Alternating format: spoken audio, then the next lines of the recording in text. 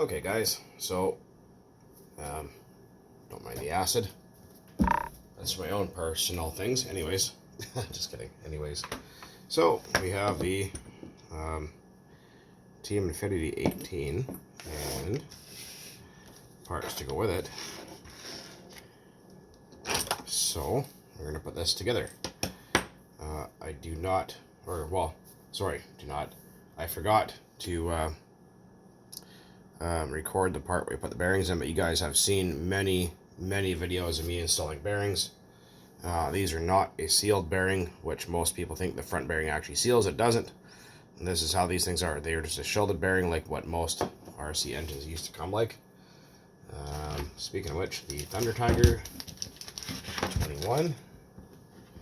I'm currently waiting on the correct rear bearing because the one I got was wrong. So it was a 11 mil instead of 12 millimeter. So we are going to put the piston and sleeve and cylinder head on this engine here. Sportwerks parts. If that helps. These don't really exist anymore.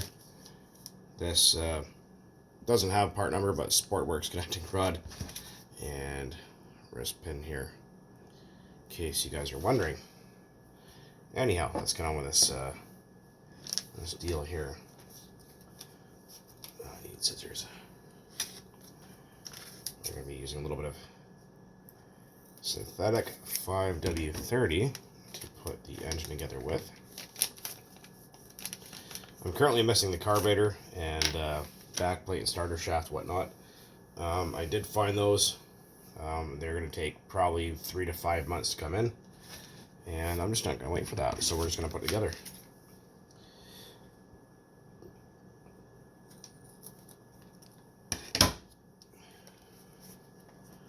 Also be very careful because these have that little Teflon puck. I'm also filming on a new phone. This is a Galaxy S10, and hopefully everything's coming across okay. At least I hope so. So we're just using, again, 5W30 synthetic, and we're going to put some down in there in the rear bearing. This engine's going to go into storage for quite a while. I'm not exactly sure when it's going to be used, but so we're just going to oil the crap out of everything here.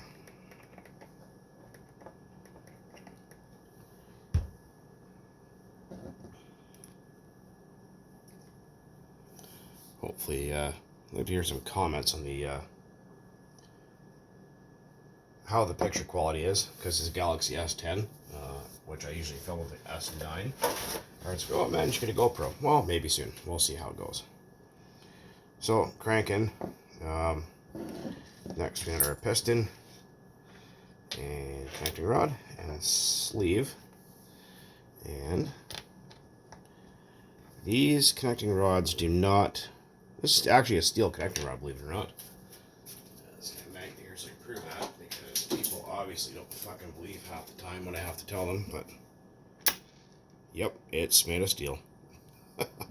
Pretty cool. I thought that was interesting. I've actually never seen that before, but that actually does give me ideas to build a steel connecting rod at one point. I do have aluminum. Also, I'm going to be finishing a 3.3 connecting rod, and no, they're not for sale, so stop asking, please. I'm not manufacturing them. It's too damn expensive and takes too long. So, okay. This does not have any specific taper, so we're just going to oil everything up here. Lots of oil, because whatever. Anyways, so we're going to put in connecting rod and the little tiny puck, whatever you want to call it, pin retainer, I guess, faces out, obviously.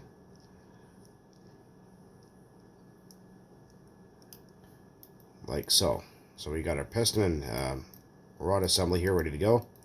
Now, these are exactly the same as any other Toki 12, 15, 18 engine, where basically if you have this, also an ABN engine, as you can tell by the cylinder, it's not brass or chrome plated, it's nickel plated, but they did put that oil ring.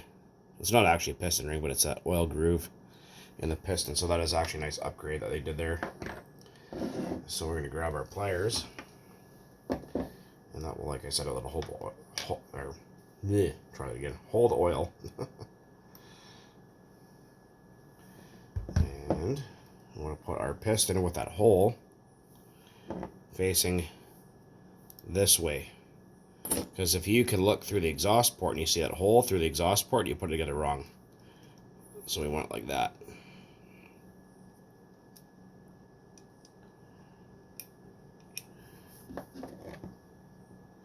I found all these parts from a chap in the Netherlands, of all places. I didn't know they sold those parts over there, but apparently they did. I got everything for extremely, extremely cheap. Like 35 bucks Canadian, I think. I'll put some oil. And again, that's just 5W30 synthetic, nothing special. You're going to use your favorite 2-stroke oil, Klotz, whatever you want. And there's no locator pin for this, so I'll show you exactly how to locate that. So this elongated port right here faces towards exhaust port in the block. And it's a tight fit, which is actually a good thing, but kind of gotta, there we go, wiggle them in. Oh. And okay, so there will be a mark here and the notch in the sleeve.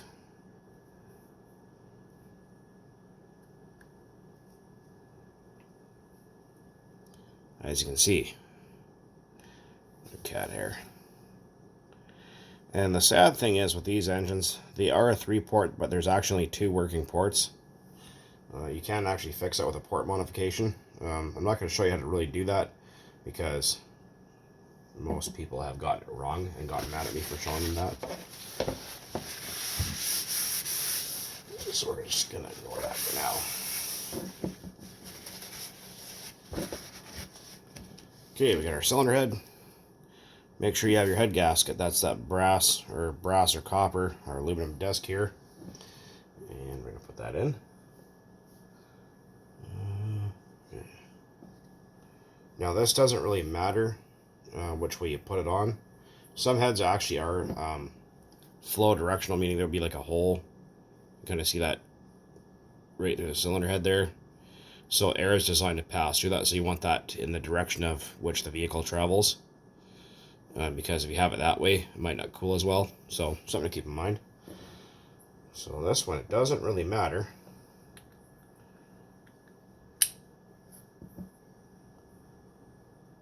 Put the cylinder head on. Our 4 screws. This is a 2.0 Torx. Or, sorry, Allen key.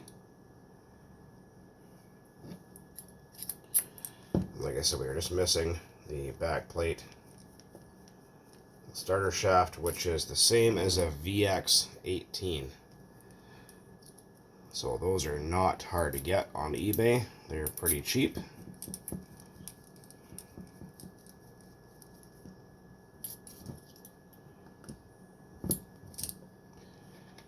To be even when you're tightening everything down, because you don't want to, people will just tighten one screw all the way down and then tighten the other one down and kind of crush the head gasket or crush things, and not good stuff.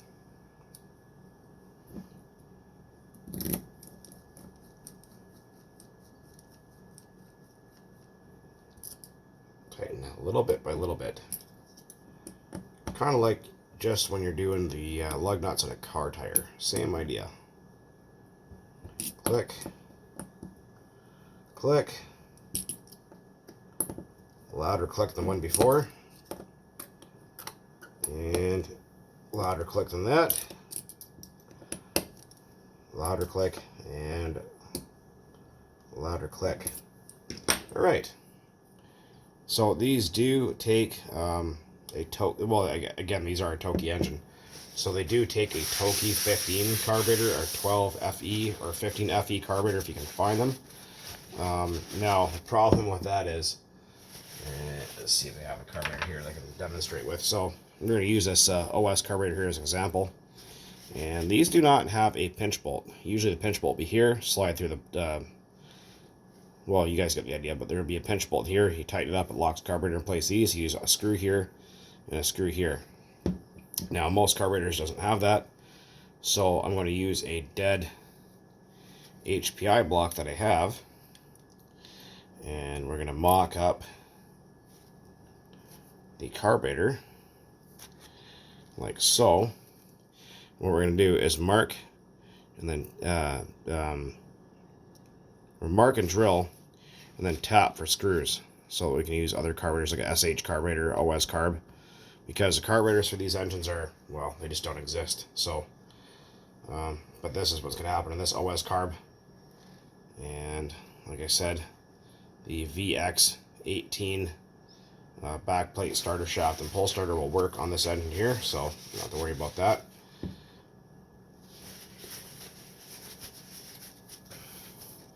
And we do have another engine build in the process. All the parts on the way for that. And